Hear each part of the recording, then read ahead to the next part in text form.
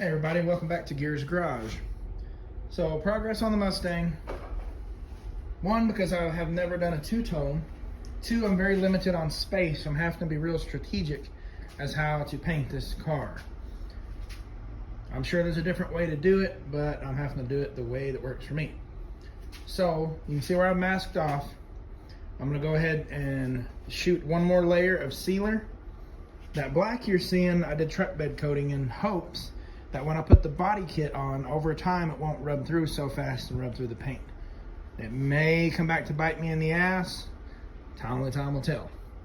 But I'm gonna go ahead and put another layer of sealer across the bottom. I'm gonna let it dry. Then I'm gonna come back and paint and clear it.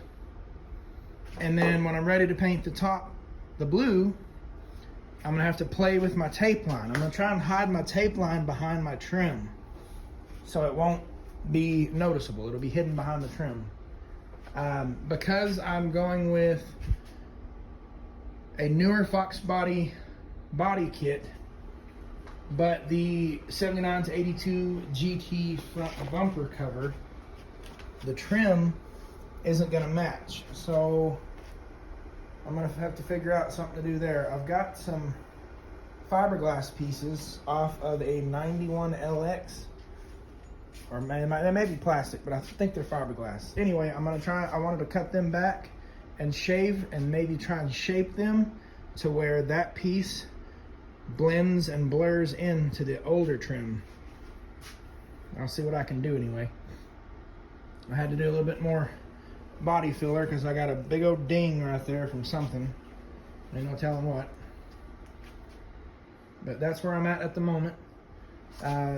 The rear bumper cover had some holes in it, I guess from the original form maybe.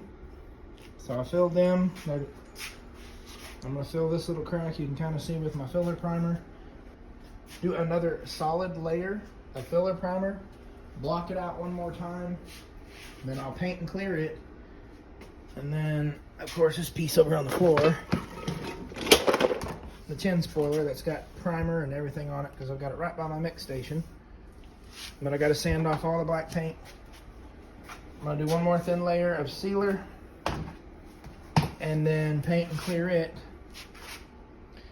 Then what I'll do from that point is my body kit, all of these pieces I will put on the car and then drape paper from the middle point here down and tape it underneath and have it all on the car completely masked off. Then I can start painting the top blue. I still have to get the hatch off so I can paint the underside of it, but I've got to hit it with a little bit more primer too, because there were some high spots that I sanded through. I need to reseal them, block that part out one more time, wash it real good. I'm gonna paint the underside of the hatch and the underside of the hood first to practice with this paint, because it has pearl and metallics both mixed in, so I feel it's going to be a little bit more difficult. So I want to basically have some test panels that'll be underneath, so if there's tiger stripes or anything that, if I can't keep my speed and distance consistent, it looks kind of funny, there's more metallics in one spot than the other or whatever, it'll be underneath something and it won't be super noticeable. That way I can practice and see how the paint's gonna lay. And then I've got to wash the whole outside of the car, mask off all my windows.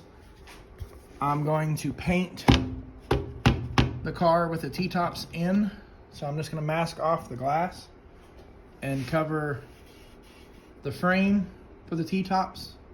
They'll just be blue. And then there's trim pieces that go on top of this that will be flat black. And then for more difficulty, right here needs to be blue. But then this piece, which is attached, you can zoom in, that's all one piece. I'm gonna have to mask off really good because this out here needs to be the flat black with the rest of the trim. One other thing I'm gonna have to do is mask off the headlight bezel, the front grille, all that, and paint it flat black. and then go through all of these trim pieces and sand and clean them up and paint them flat black so I can put all the trim back on the car. Then get a windshield and then finish putting the interior back in it.